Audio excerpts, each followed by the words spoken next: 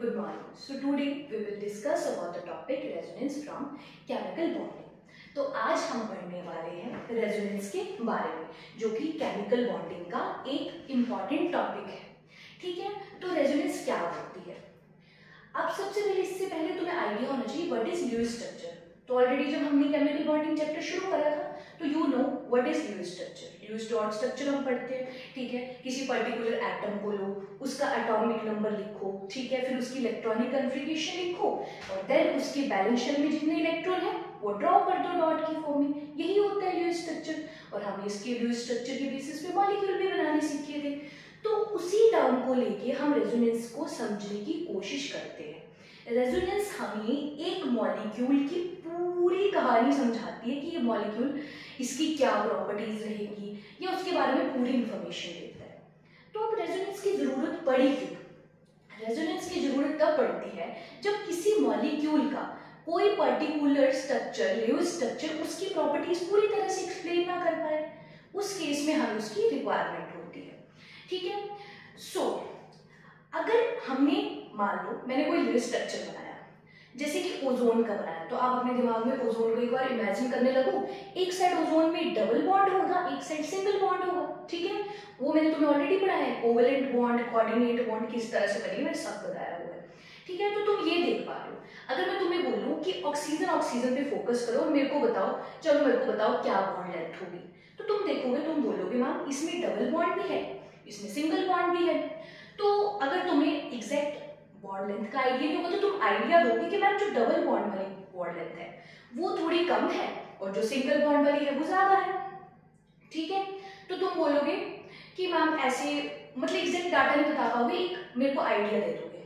पर असली में जब उस मॉलिक्यूल को एक्सपेरिमेंटली पढ़ा गया तो देखा गया कि पूरा जो मॉलिक्यूल है उसमें जो बॉन्ड लेंथ है वो तो एक जैसी है, सेम है. तो ऐसा क्या हुआ कि जब हम स्ट्रक्चर बना रहे हैं उसके, तो उसमें बॉन्ड लेंथ अलग आ रही है पर एक्सपेरिमेंटली अलग आ रहा है. तो ये दिक्कत जो है, इसको सॉल्व करने के लिए हमारे पास आई रेजोनेंस.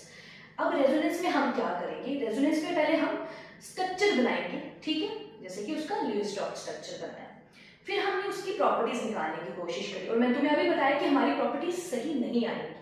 तो हमें दिमाग में आएगा यार इसके कॉरस्पॉन्डिंग और ल्यूइस स्ट्रक्चर बना के देखें. हम वो बना के देखेंगे, स्टिल हमारे आंसर सही नहीं आ रहे होंगे. तो हम उन दोनों के बीच में, इन बिटवीन, उनके रेजोनेंस हाइब्रिड लाई करता है. रेजोनेंस हाइब्रिड का मतलब उनका ओवरऑल स्ट्रक्चर जो है वो बनाएंगे. और जब ओवरऑल स्ट्रक्चर बनाएंगे तभी हमें आइडिया होगा कि उस कंपाउंड की बॉन्ड लेंथ क्या है, उसका बॉन्ड ऑर्डर क्या है. ठीक है, और उसके पास हमारे पास एकदम एक्सपेरिमेंटल डाटा से मैच करता हुआ सही आंसर आएगा. ठीक है, अब यहाँ पर तुम वर्ड सुनोगे मेरे मुंह से, रेजोनेंस स्ट्रक्चर या फिर कैनोनिकल स्ट्रक्चर या फिर कैनोनिकल फॉर्म. अगर मैंने ये वर्ड बोला तो ये तीनों एक ही चीज है, resonance structure, canonical structure, canonical forms. ठीक है, और अगर मैं बोल रही हूँ रेजोनेंस हाइब्रिड तो वो अलग चीज है. Don't confuse the word resonance hybrid with resonance structure, दोनों अलग चीज है. और इस ये जो मैं तुम्हें शब्द बोल रही हूँ ना, रेजोनेंस हाइब्रिड और रेजोनेंस स्ट्रक्चर, इससे बहुत इंपॉर्टेंट क्वेश्चन बनते हैं. एनसीईआरटी की डायरेक्ट लाइंस जो है तुम्हारे पास पेपर में उठा के आ जाती है. तो हम पहले इसकी लिखते हैं, डेफिनेशन से शुरू करते हैं, क्या होता है रेजोनेंस स्ट्रक्चर, क्या होता है हाइब्रिड. फिर हम उसके कुछ एनसीईआरटी के इंपॉर्टेंट नोट पॉइंट्स में तुमको बनाऊंगी, वो लिखेंगे. देन हम कुछ इसके प्रीवियस ईयर के क्वेश्चन करेंगे, इसका एप्लीकेशन पार्ट यूज करते हुए कि इसकी क्या क्या एप्लीकेशंस है. ठीक है, तो स्टार्ट करते हैं. ओवरऑल तुमको एक आइडिया हो गया, मैंने तुम्हें बता दिया रेजोनेंस कब यूज होती है. जब तुम एक किसी मॉलिक्यूल के ल्यूइस डॉट स्ट्रक्चर को देखोगे तो तुम्हें उससे उस मॉलिक्यूल की कंप्लीट इंफॉर्मेशन नहीं मिलेगी जो कि उसके एक्सपेरिमेंटल डाटा के साथ मैच करे. इसलिए तुम उसकी नदर फॉर्म बना के देखोगे, फिर तुम्हें स्टिल नहीं मिलेगा ठीक डाटा. इसलिए लास्टली हम बनाते हैं रेजोनेंस हाइब्रिड, जिससे कि तुम्हें एकदम एक्यूरेट डाटा मिलेगा. तो हमें एक आइडिया हो गया. अब हम इसको थोड़ा राइट डाउन करना शुरू करते हैं. तो सबसे पहले हमारे पास आता है टॉपिक रेजोनेंस. ठीक है, समझा दिया. आप लिखें, according to this concept, according to this concept, when a single Lewis structure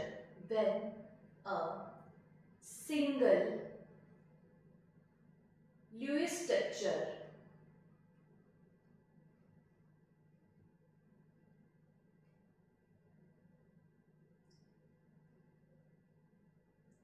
cannot explain the molecule satisfactorily.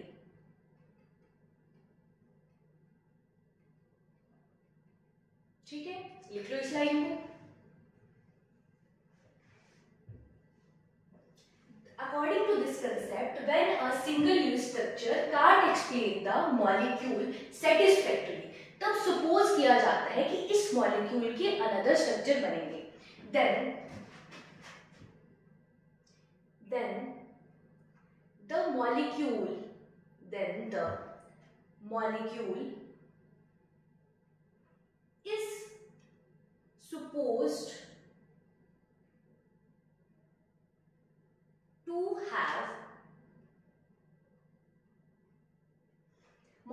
is supposed to have many structures, then the molecule is supposed to have many structures, and each of that structure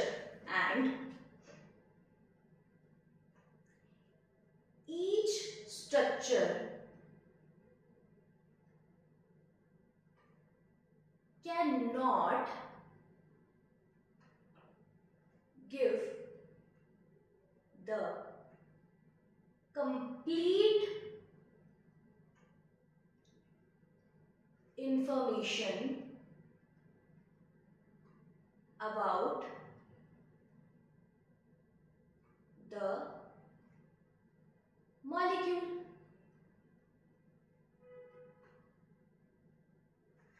तो अब मैंने तुम्हें बताया था कि तुम जो भी स्ट्रक्चर ड्रॉ करोगे वो कंप्लीट इंफॉर्मेशन नहीं देगा उस मॉलिक्यूल के बारे में। तो अब क्या करें, फिर हम ढूंढेंगे एक्चुअल स्ट्रक्चर, जिसको कि मैंने क्या बोला था, रेजोनेंस हाइब्रिड, जो कि इन्हीं रेजोनेंस फॉर्म्स के बीच में, रेजोनेंस स्ट्रक्चर्स के बीच में लाई करेगा। ठीक है, then the actual structure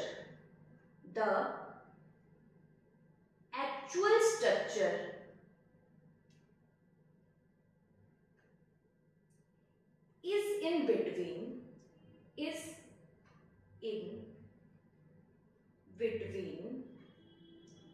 of all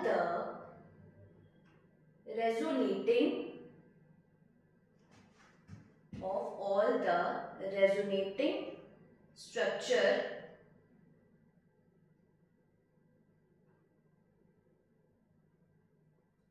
and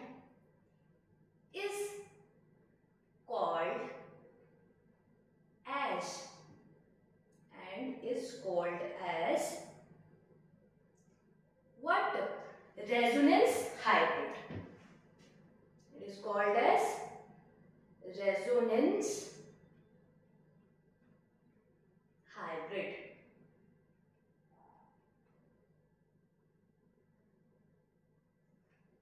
और जो डिफरेंट इंडिविजुअल स्ट्रक्चर बने उनको क्या बोलेंगे, रेजोनेटिंग स्ट्रक्चर या फिर canonical form. And the different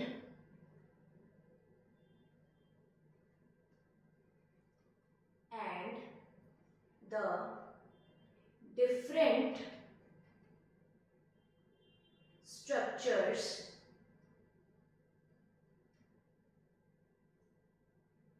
are called as what? Are called as resonating structure या फिर canonical form, are called as resonating structures या फिर canonical forms। और इसी फिनोमिना को क्या बोलेंगे, and the phenomena is known as resonance, and the phenomena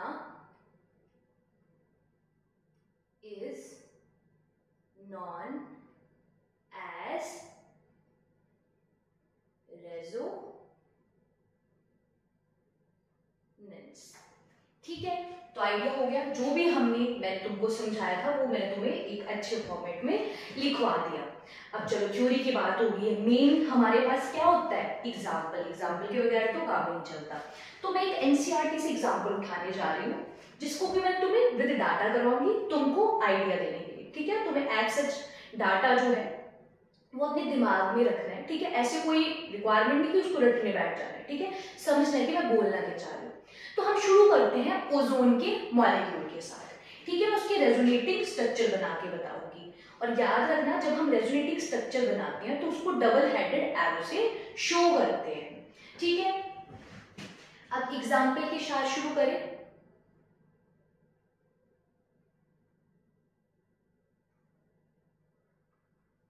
example दिख रहा है तुम लोगों को, ओजोन मॉलिक्यूल। ओजोन मॉलिक्यूल से शुरू करते हैं। देखो जरा मैं ड्रॉ करके बताती हूँ, ये तुमको ऑलरेडी सिखाई है। ठीक है, तो तुम रिकॉल कर लो।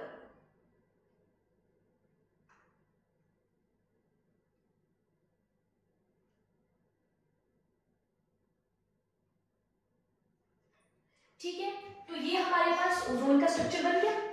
ठीक है, अब मैं ऐसे भी तो कर सकती हूँ कि ये वाला डबल बॉन्ड यहां लगा दो, यहां सिंगल लगा लो, कोई दिक्कत तो नहीं है, नहीं है ना कोई दिक्कत। तो जो मैं इसके कॉरेस्पॉन्डिंग स्ट्रक्चर बनाने वाली हूँ उसको ही तुम बोलोगे रेजोनेटिंग स्ट्रक्चर या फिर कैनोनिकल फॉर्म्स की, और उसको किससे रिप्रेजेंट करोगे, यहां पर लगाओगे डबल हेडेड एरो। तो अब हम यहां पर लगाएंगे डबल हेडेड एरो। ठीक है, और फिर दूसरा स्ट्रक्चर ड्रॉ कर देंगे।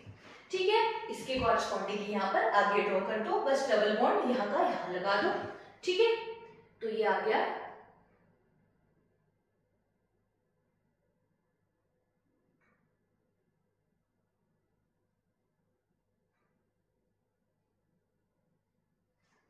बन गया। ठीक है, अब मैं इसकी बॉन्ड लेंथ की बात करती हूँ। ठीक है, तो ऑक्सीजन ऑक्सीजन सिंगल बॉन्ड है और ऑक्सीजन ऑक्सीजन डबल बॉन्ड है हमारे पास। ठीक है, अब सिंगल बॉन्ड की बॉन्ड लेंथ ज्यादा होनी चाहिए या कम होनी चाहिए, ज्यादा होनी चाहिए। ठीक है, और उसकी बॉन्ड लेंथ होती है हमारे पास 148 पिकोमीटर। कितनी होती है हमारे पास, 148 पिकोमीटर। दिख रहा है सभी लोगों को, 148 पिकोमीटर। और दूसरे साइड की कितनी होती है हमारे पास, 121 पिकोमीटर, 121 पिकोमीटर। अब सेम ही दूसरे साइड लिख दूं, जहां पर डबल बॉन्ड है उसकी कम होगी 121 पिकोमीटर, और जो सिंगल है उसकी ज्यादा होगी। तो अगर मैं तुमसे पूछूं क्या एकदम एक्यूरेट है, ओजोन मॉलिक्यूल की जब बॉन्ड लेंथ पूछी जाएगी क्या वो इतनी होगी, नहीं, वो उसकी जो वैल्यू आएगी वो इन दोनों वैल्यूज के बीच में आएगी, और सेम होगी। ऐसे नहीं तुम डबल के अलग बताओगे सिंगल के अलग बताओगे। अब ये कैसे करेंगे, ये किसकी हेल्प से करेंगे, इसके रेजोनेटिंग स्ट्रक्चर की हेल्प से हम रेजोनेंस हाइब्रिड बनाएंगे। तो कैसे बनाएंगे, इनका ओवरऑल एक रेजोनेंस हाइब्रिड बना के बता देती हूँ। इस तरह से तुम ऐसे इक्विवेलेंट का साइन शो कर सकते हो, सही होता है। ठीक है, और यहाँ पर रेजोनेंस हाइब्रिड बनाते हैं। कुछ नहीं करना, जहां जहां सिंगल बॉन्ड दिख रहे हैं उनको एज इट इज रहने दो। तुम देख रहे हो डबल बॉन्ड की मूवमेंट हो रही है, ठीक है, तो उसको एक डॉटेड से शो कर दो, पार्शियल डबल बॉन्ड बना दो। ठीक है, पार्शियल डबल बॉन्ड का मतलब डबल बॉन्ड यहाँ भी है, डबल बॉन्ड दोनों साइड है, एक बार वो इस साइड आ गया, एक बार इस साइड, और सिंगल बॉन्ड तो एज इट इज है, उनमें तो कोई चेंज नहीं है कि दिख रहा है, कोई चेंज नहीं, सब जगह सिंगल बॉन्ड तो वैसे ही है, तो सिंगल बॉन्ड को एज इट इज बना दो। तो ये आ गया हमारे पास स्ट्रक्चर। ठीक है, और सिंगल बॉन्ड मैंने तुमको अभी बोला एज इट इज बना, ठीक है, बना दिए, और अब इसको इस तरह से बना दो। ये जो हमने अभी बनाया, ये हमने क्या बनाया, ये हमने बनाया पार्शियल डबल बॉन्ड। ठीक है, अब यहां पर तुम्हें ये इलेक्ट्रॉन शो करने की जरूरत नहीं है, तुम्हें कंफ्यूजन हो सकती है, इसलिए हम इसको रहने देते हैं। ठीक है, ये हमें पता ही है, ऑलरेडी हम दो स्ट्रक्चर बना के आए, तो हमको पता ही है किस तरह से बनेगा। ठीक है, ओके।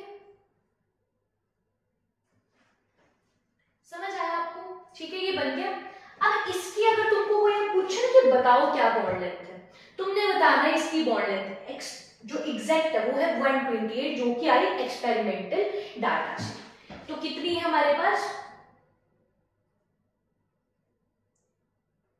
128 picometre, 128 picometre. सबको दिख रहा है, सारे नोट कर सकते हैं, ठीक है हो गया। ये हमारे पास क्या आ गया, structure number first, structure number second, structure number third. और यहां पर हमारे पास जो फर्स्ट एंड सेकेंड है वो है हमारे पास रिजोनेटिंग स्ट्रक्चर। मैं थोड़ा ऊपर कर देती हूं आपको अच्छी तरह से दिख जाए। फर्स्ट और सेकेंड हमारे पास क्या है, रेजोनेटिंग स्ट्रक्चर्स हैं। फर्स्ट एंड सेकेंड हमारे पास है रेजोनेटिंग स्ट्रक्चर या फिर कैनोनिकल फॉर्म्स।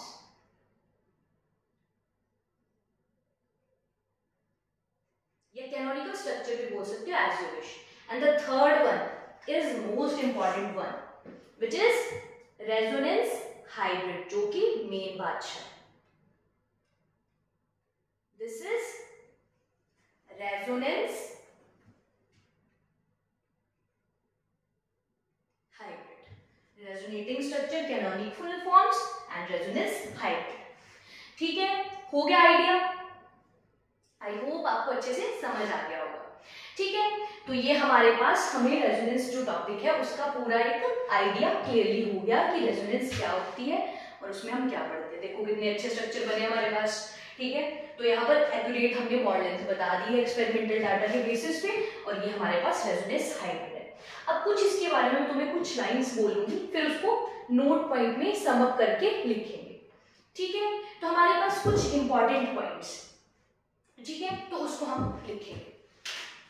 सबसे पहले एक बार समझ लें, पहले मैं वही जैसे मैंने तुमको पहले रेजोनेंस टॉपिक का आइडिया दिया था, इस बार में मैं तुम्हें पहले रेजोनेंस टॉपिक की इंपॉर्टेंट पॉइंट का आइडिया देती हूँ, जहां से डायरेक्ट तुम क्वेश्चन टिक कर सकते हो। जर्शन रीजन में भी डाल देते हैं पॉइंट्स इसके, एमसीक्यूज में भी होते हैं, एंट्रेंस में तो पक्का यहाँ से क्वेश्चन आने की संभावना होती है, फुल चांसेस होते हैं। तो मैं जो भी नोट पॉइंट कराऊंगी वो तुम अच्छे से नोट करो। ठीक है, तो अब हम बात करते हैं नेक्स्ट। अब यहाँ पर ये तीन स्ट्रक्चर दिख रहे हैं। ठीक है, बहुत बार क्वेश्चन पूछा जाता है कि इनमें से सबसे स्टेबल स्ट्रक्चर कौन सा है, कौन सा होगा अकॉर्डिंग टू यू, कौन सा जो स्ट्रक्चर है वो सबसे ज्यादा स्टेबल होगा। एग्जैक्ट आंसर कौन दे रहा है, एक्यूरेट मॉलिक्यूल की कहानी कौन बता रहा है, ये वाला स्ट्रक्चर। तो यही एक्यूरेसी, मेरे को लग रहा है यही एक्यूरेट होना चाहिए। इसमें एक्यूरेसी हाई है और इसमें स्टेबिलिटी भी बहुत हाई है। जिसकी स्टेबिलिटी ज्यादा उसकी एनर्जी कम। ठीक है, इसलिए सबसे कम एनर्जी और सबसे ज्यादा स्टेबिलिटी होगी रेजोनेंस हाइब्रिड की। और हमारे पास ये जो बाकी फॉर्म है ये इतनी ज्यादा स्टेबल नहीं होती। तो एक क्वेश्चन ये भी बनता है कि तुम्हारे पास सबसे कम एनर्जी किसकी और सबसे स्टेबिलिटी ज्यादा किसकी है। तो ये क्वेश्चन हमने यही कवर कर दिया कि जो रेजोनेंस हाइब्रिड है उसकी स्टेबिलिटी सबसे ज्यादा, एनर्जी सबसे कम है। ओके, ठीक है, अब नेक्स्ट बात करें हम, तो एक ये क्वेश्चन पूछा जाता है कि क्या जो तुम ये ऊपर रेजोनेटिंग स्ट्रक्चर बना रहे हो क्या ये असली है, इनकी रियल एग्जिस्टेंस है या नहीं है। ठीक है, या ऐसा पूछा जाता है जो तुमने रेजोनेंस हाइब्रिड बनाया क्या उसकी एग्जिस्टेंस रियल है या नहीं है। ठीक है, तो तुम्हारे पास जो स्टेबल है उसकी एग्जिस्टेंस एकदम रियल है और ये बाकी जो है ये रियली एग्जिस्ट नहीं करते। तो ये भी बहुत इंपॉर्टेंट क्वेश्चन है, यहां से भी पूछ लिया जाता है, तो ये भी पॉइंट अपने दिमाग में रखना। ठीक है, अब ऐसा पूछा जाता है कि रेजोनेटिंग स्ट्रक्चर एक दूसरे से, जो रेजोनेटिंग स्ट्रक्चर बनाए वो एक दूसरे से किस कंटेक्स्ट में डिफरेंट है। उसमें एटम सेम है, सब सेम है, उसमें है किसका चेंज, ये जो तुम्हारे पास बॉन्ड बन रहे हैं, इलेक्ट्रॉन की अरेंजमेंट आगे पीछे है, बाकी सब कुछ सही है। ठीक है, तो ये हमारे पास कुछ आते हैं इंपॉर्टेंट पॉइंट। अच्छा, रेजोनेंस को कई बार ना इस साइड को ऐसे सोच लेते कि इक्विलिब्रियम में है ये फॉर्म आपस में, ये एनसीईआरटी में भी लाइन लिखी हुई है कि कुछ मिसकंसेप्शन इसको लेके चलते कि इक्विलिब्रियम में, पर असली में इक्विलिब्रियम में नहीं है। इट इज नॉट लाइक टॉटमरिज्म जैसे कि कीटोइनोल होता है। ठीक है, तो तुमको ओवरऑल पहले तो इस टॉपिक का आइडिया हो गया, उसके बाद तुम्हें इस टॉपिक के इंपॉर्टेंट पॉइंट्स भी पता लग गए। ठीक है। अब हर बार की तरह एक हेडिंग डालेंगे, सम इंपॉर्टेंट पॉइंट्स, और उसके अंदर पहले ये सारे पॉइंट्स लिख लेंगे, फिर हम जाएंगे इसके एप्लीकेशन पार्ट पे। ओके, चलो तो फिर शुरू करते हैं नोट पॉइंट से।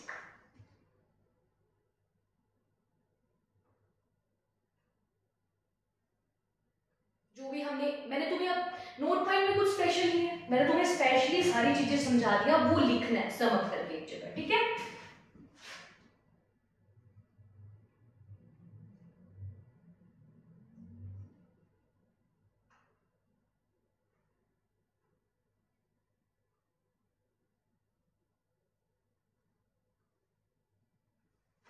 ठीक है, दिख रहा है सबको अच्छे से?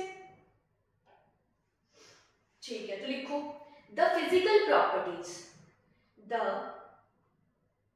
फिजिकल प्रॉपर्टीज, फिजिकल प्रॉपर्टीज क्या आ गया हमारे पास?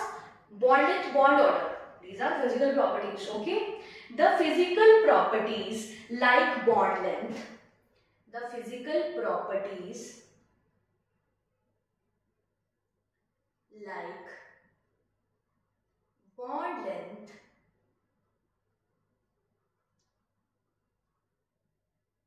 bond order, the physical properties like bond length, bond order of resonance hybrid, of resonance hybrid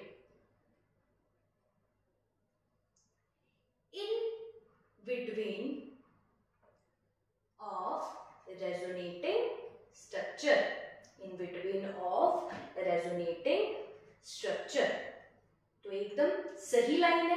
जो फिजिकल प्रॉपर्टीज है like bond length, bond order, वो अभी तुमने बॉन्ड लेंथ का बताया था ना तुमको, और बॉन्ड ऑर्डर के क्वेश्चन भी बहुत आते हैं, वो एप्लीकेशन पार्ट में मैं ऐड करके करवा दूंगी, ठीक है। तो बॉन्ड लेंथ से मैंने तुम्हें समझा दिया था जिस तरह से स्टार्टिंग में हमारे पास डाटा दिया था।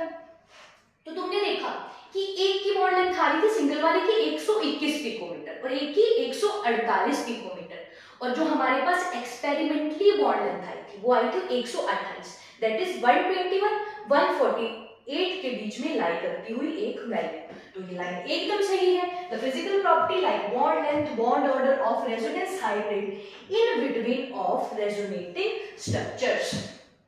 ठीक है, अगली line, the resonance hybrid is most stable. Second line, the resonance hybrid, the resonance hybrid is most stable, the resonance hybrid is most stable and it represents the actual structure, and it represents the actual structure। और ये जो है ये एक actual structures के बारे में हमको आइडिया देता है। Resonating structure are different only in term of electrons. Resonating structure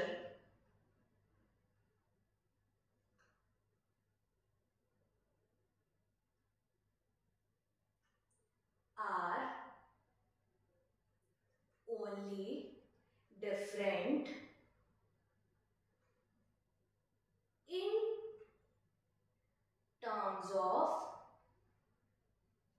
terms of electrons, not in the position of atom, not in the position of atoms। तो मैं आपको कुछ सेकंड्स का टाइम दे रही हूं, नोट कीजिए और फिर हम इसके पॉइंट नेक्स्ट लिखना शुरू करते हैं।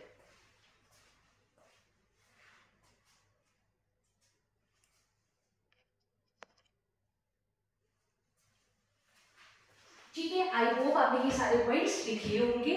ठीक है, इसके आगे के जो पॉइंट है अब हम वो कंप्लीट करेंगे। The canonical forms have no real existence. The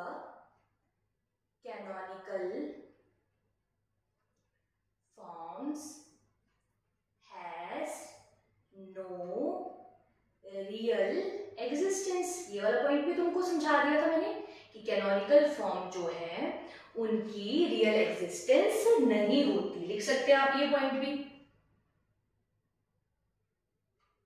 और last point, there is no such equilibrium, there is no, ऊपर कर दो थोड़ा सा, क्लियरली दिख जाएगा, है ना।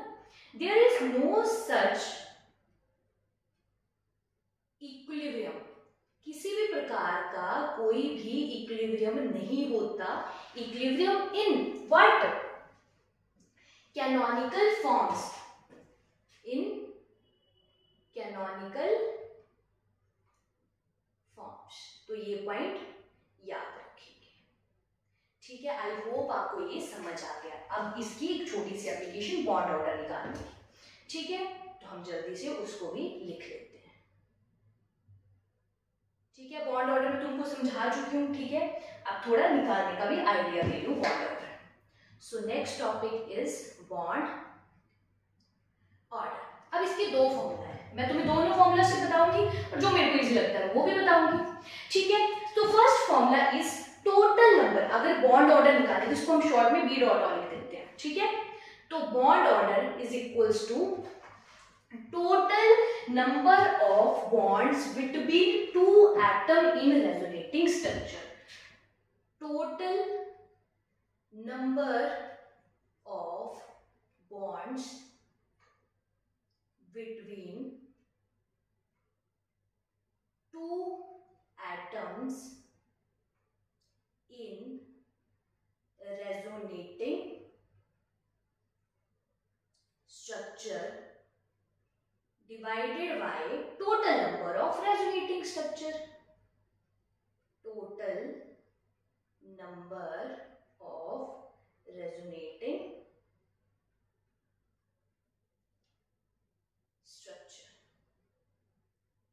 एक ये फॉर्मूला बन जाता है। इससे क्वेश्चन करके देखते हैं पहले। तो ओजोन वाला क्वेश्चन वही समझा था हमने, वही कर लेते हैं पहले। Example O3।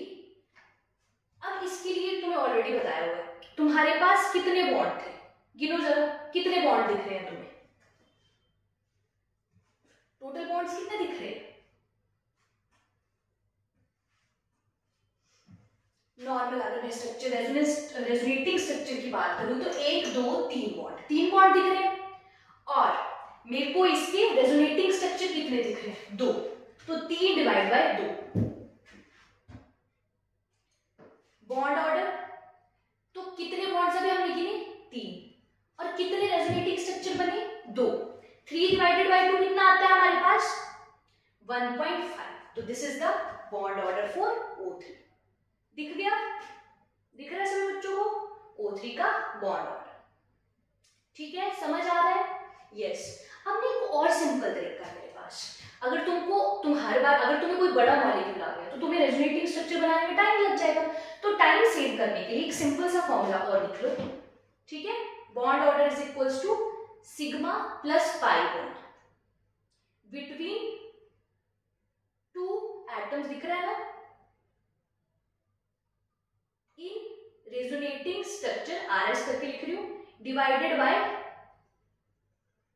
सिग्मा बॉन्ड, ठीक है। सिग्मा और pi bond divided by sigma. अच्छा एक बार ओजोन का समझा दूं। ओजोन में सिग्मा बॉन्ड गिनना जरा कितने हैं, ओजोन में सिग्मा बॉन्ड गिनना जल्दी से, कितने सिग्मा बॉन्ड ओजोन में हमारे पास। ये वाला पकड़ लो, कोई भी रेजोनेटिंग स्ट्रक्चर पकड़ लो, 1 2 सिग्मा बॉन्ड और 1 pi bond divided by sigma. तो क्या होगा, sigma plus pi 3 divided by sigma 2 1.5। Same answer है। तो इस तरीके से भी कर सकते हैं, 2 + 1 divided by 2 1.5 answer, okay. 1.5 answer.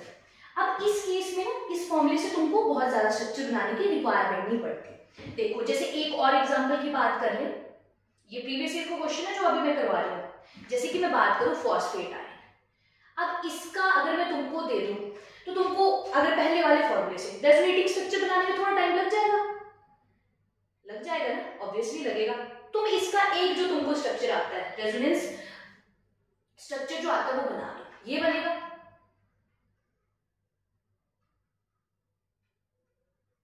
अब यहां से सीधा बॉन्ड ऑर्डर निकाल दो। कितने सिग्मा बॉन्ड दिख रहे हैं? 1 2 3 4, ठीक है, 1 2 3 4, 4 सिग्मा बॉन्ड। पाई बॉन्ड कितने दिखे? 1 डिवाइडेड बाय सिग्मा कितने? 4। तो 5 डिवाइडेड बाय 4 करोगे तो तुम्हारे पास कितना आएगा? 5 डिवाइडेड बाय 4 करके 1.25 है ना। तो ये आ गया इसका bond order. So that's all for from my side.